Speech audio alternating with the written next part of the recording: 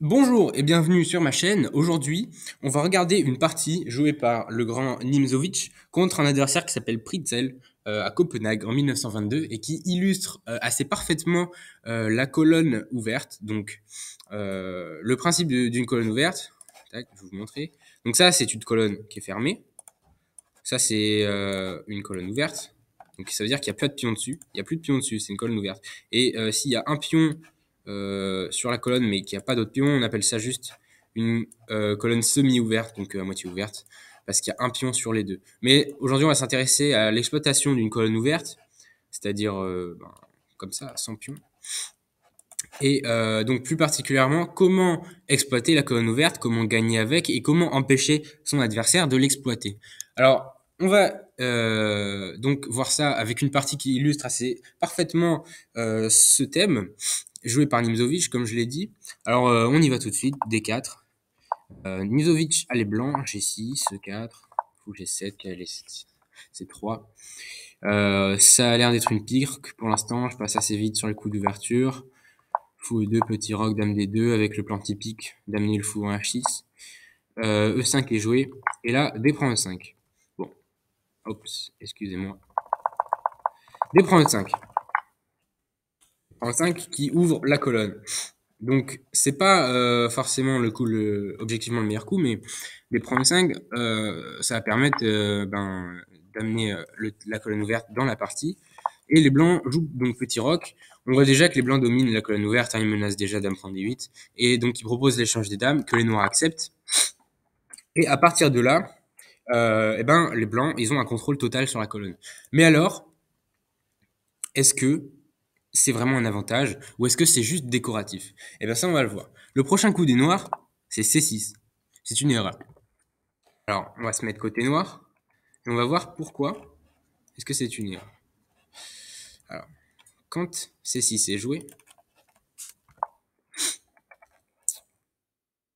ça lâche le contrôle de la case D6. Et avant C6, D6, pardon. Non, avant C6, ouais, je vais y arriver. Avant le coup C6, en fait, les noirs contrôlent assez bien la colonne D. Il n'y a pas vraiment d'infiltration possible par les blancs, parce qu'on imagine bien que les blancs vont doubler un moment sur la colonne D, et il faudra veiller à une infiltration. Mais en fait, ça c'est contrôlé, ça c'est contrôlé, ça c'est contrôlé, ça c'est contrôlé.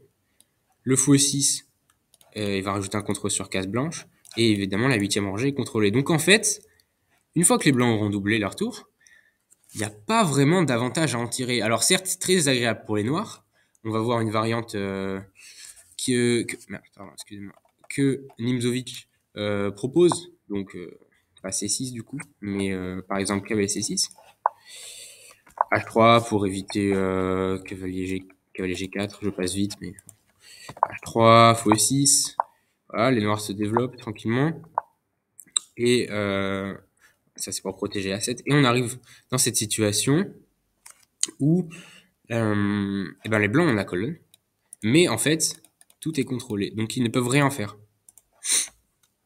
Mais bon, avec les noirs, c'est quand même très agréable. Donc, qu'est-ce qu'on peut faire? Imaginons que les blancs ne fassent rien. Voilà. On a mis notre roi ici. On a mis notre roi ici pour protéger le pion H6 parce que vous allez voir. On peut jouer tour D8. On peut tout échanger. Une fois que tout est échangé, le problème c'est que ce cavalier doit partir. Et donc le pion est faible. Et les blancs ils peuvent prendre le pion. Et oui, mais nous on peut prendre le pion aussi. Et donc après cavalier prend, fou prend. On a joué roi H7 pour que le pion H6 ne soit pas faible. Donc en fait, en gros, on a juste tout échangé en D8 en prenant les précautions avant. Et après tour D8, les blancs, ils ont pas vraiment d'avantage en fait. Donc comme le pion est resté en C7, c'est pas très dangereux finalement le doublage des tours des blancs sur la colonne D.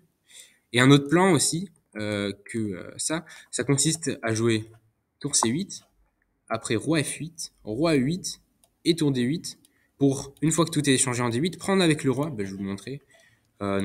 Tac, tac. Voilà, le roi arrive en E8 et il n'y a aucun danger. Tour D8, comme ça, on prend avec le roi en D8 et le cavalier protège toujours E5.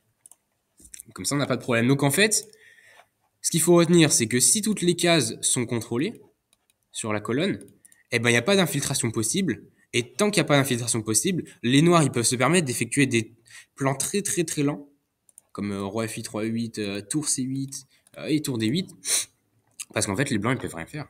Mais après C6, qui a été joué dans la partie, qui est une erreur, on va se remettre du côté blanc. Voilà. Et les blancs ont joué A4. Bon, un coup qui a l'air un peu mystérieux. Et dans son livre, Nimzowitsch, il explique ce coup en disant qu'un contrôle du centre justifie une attaque à l'aile. Ça, c'est très intéressant. C'est-à-dire que les noirs ne sont pas vraiment en droit ici d'attaquer à l'aile, mais par contre les blancs, oui, parce qu'une fois que les blancs auront doublé, ils auront beaucoup plus d'influence sur l'échiquier que les noirs. On va voir ça. Donc A4, un coup avec beaucoup de venin, comme on va le voir. Cavalier G4, essaye de choper le fou E3, ok, il donne la paire de fous, cavalier E2, cavalier D7, cavalier D7, Nimzowitsch il propose cavalier A6 à la place de cavalier D7, parce que on verra pourquoi après, mais cavalier A6 c'était un coup de développement possible et peut-être un peu meilleur.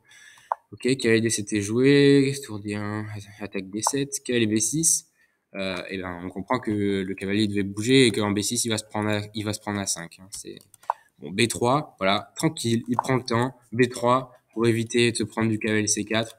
Voilà, B3, fou F6 pour essayer de venir contrôler D6, hein, parce que là les noirs ils se rendent compte qu'en jouant C6 ils ont lâché le contrôle de la case, donc ils viennent mettre le fou en A7. Et surtout le fou ici est pas terrible, hein, j'ai oublié de le mentionner.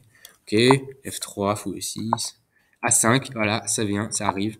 Cavalier C8, donc vous avez vu, tout à l'heure, j'ai proposé le coup cavalier A6, parce que les noirs, ils ont fait cavalier D7, cavalier B6, cavalier C8, ils bloquent leur tour, le cavalier est pas terrible, au moins ils contrôlent D6, mais bon, voilà.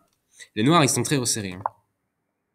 Cavalier A4, et là, donc, on sent, on voit déjà l'idée du coup A4, en fait. Cavalier A4, arrive en C5, attaque E6, attaque B7, bon, ici c'est défendu, mais vous avez compris l'idée. Donc en fait, une colonne contrôlée au centre, une influence centrale supérieure à celle de l'adversaire, ça permet d'attaquer à l'aile. C'est exactement ce qui se passe dans la partie. Après B6, qui est un bon coup de défense, parce que les noirs donc se débarrassent de leur faiblesse en B7 et évitent cavalier C5, et les blancs peuvent pas vraiment prendre et tout échanger en B6 à cause du coup fou G5 qui ferait très mal, on serait obligé de jouer F4 et ce serait assez dérangeant pour les blancs. C'est pour ça que il joue juste tour D3, voilà, il s'enlève du clouage, maintenant il menace de tout prendre en B6 et à la fin il y aura plus fou G5. Donc les noirs prennent, mais c'est pas terrible. Là, les noirs, ils craquent. Ils auraient dû jouer tour B8 qui protège simplement le pion B6. Et bon, c'est pas agréable comme position. Franchement, on prendrait tous les blancs. Mais au moins, ça tient. Par contre, là, après prend à 5, ouais, là, ça va être un peu compliqué. Le cavalier va arriver en C5. Bon, vous allez voir, hein, mais ça va être une boucherie. Donc, tour C3, attaque C6, cavalier E7, tour C5, tour B8, cavalier C3, tranquille. On n'est pas pressé de prendre A5, il va pas s'échapper. Voilà. A6, là il a pris. Il met un cavalier en B6. Et il met un cavalier en A5, en A4. Et là, les noirs, eh ben, c'est l'issue de la partie ne fait plus vraiment de doute. Il laisse le pion A6, maintenant il y a tout qui s'écroule. Hein. Il arrive à échanger un cavalier, mais c'est l'autre qui arrive. Puis la tour en D6. Regardez, la tour en D6 qui arrive enfin. Le point D6 qui est occupé juste à la fin. Mais malheureusement, c'est le coup fatal. Attaque E6, attaque C6. Bon, tour prend C6. Et là, bon, si... Je sais pas, il pouvait pas jouer grand chose les noirs. Hein. S'il joue fou E7 par exemple, il y a juste cavalier prend E6. C'est terrible. Il joue tour D8. Et les noirs prennent, les blancs prennent C6 et je sais pas, après quelques échanges, les pions auront leur mot à dire. Donc en résumé, si votre adversaire possède la colonne ouverte, c'est pas toujours la fin du monde.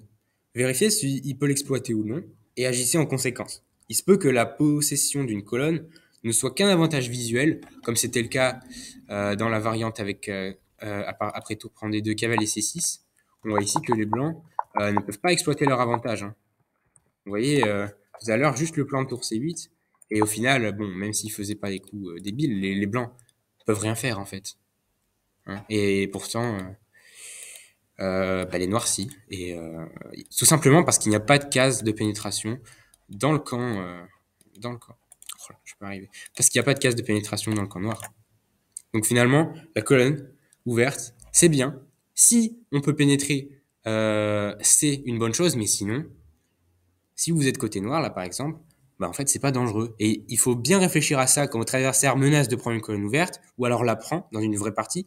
Est-ce que c'est un vrai danger ou est-ce que je peux le laisser faire et ensuite la contester parce qu'en fait, il ne peut pas pénétrer. Voilà. Bon, j'espère que ça vous aura plu et que vous aurez appris quelques petites choses. Je vous dis à la prochaine. Salut.